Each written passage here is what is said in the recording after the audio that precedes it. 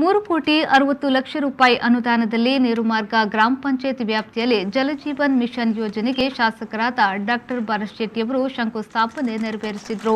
ಬಳಿಕ ಮಾತನಾಡಿದ ಅವರು, ಪ್ರಧಾನಿ ನರೇಂದ್ರ ಮೋದಿಯವರ ಕನಸಿನ ಯೋಜನೆ ಜಲಜೀವನ್ ಯೋಜನೆ. ಮನೆ ಮನೆಗೆ ಗಂಗೆ ಬೊಣ್ಣಂತಿಲ ಗ್ರಾಮದಲ್ಲಿ 149.50 ಲಕ್ಷ ಹಾಗೂ ನೀರುಮಾರ್ಗ ಗ್ರಾಮದಲ್ಲಿ ₹210.99 ಲಕ್ಷ ಅನುದಾನದಲ್ಲಿ ಅನುಷ್ಠಾನಕ್ಕೆ ಬರಲಿದೆ ಎಂದು ಹೇಳಿದರು. ಗ್ರಾಮ ಪಂಚಾಯತ್ ಸದಸ್ಯರಿಗೆ ಮರಗಳಿರ್ಬೋದು. ಹಿಂದೆ ಗ್ರಾಮ ಪಂಚಾಯತ್ ಸದಸ್ಯರು ಈಗ ಹೊಸಬರಾಗಿ ಯಾರೆಲ್ಲ ಬಂದಿದ್ರೆ ನಿಮಗೆ ಮುಖ್ಯವಾಗಿ ಸಮಸ್ಯೆ ಕಾಣೋದು ಅಂತ ಹೇಳಿದ್ರೆ ಕುಡಿಯೋ ನೀರಿನ ಸಮಸ್ಯೆ. ಕರೆಂಟ್ ಇದ್ದು ಸ್ವಲ್ಪ ಇರ್ತದೆ, ರೋಡ್ ಸನ್ನಿಧಿ ಒಂದು ಮಟ್ಟದವರೆಗೆ ಇರ್ತದೆ.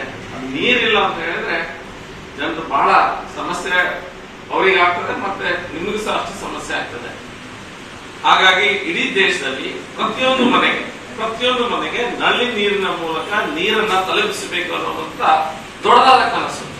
ಪ್ರತಿ ಮನೆಗೆ ನೀರು ತಲುಪಿಸಬೇಕಾದ್ರೆ ಒಂದು ನಲ್ಲಿಯ ನೀರಿನ ಪೈಪನ್ನು ಹಾಕಿ ಪ್ರತಿಯೊಂದು ಮನೆಗೆ ಪುನಃ ಉಚ್ಚರಿಸ್ತಾ ಇದ್ದೇನೆ, ಪ್ರತಿಯೊಂದು ಮನೆಗೆ ನೀರಿನ ಸಂಪರ್ಕವನ್ನು.